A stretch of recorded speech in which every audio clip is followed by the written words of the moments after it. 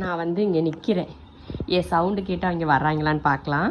யாரு அங்கே பிள்ளை வந்துட்டாங்க. ஒவ்வொருத்தர் வர்றாங்க இப்படி வர்றாங்க பாருங்க. யாரு எங்கே போனீங்க?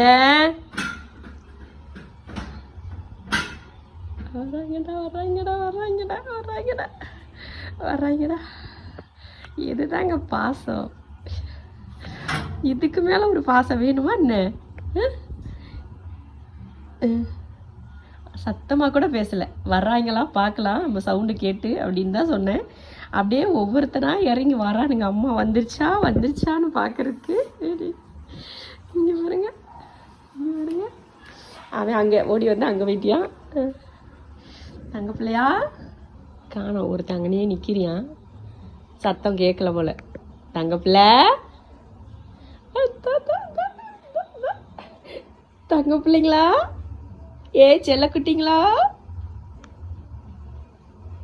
அடுத்தாளு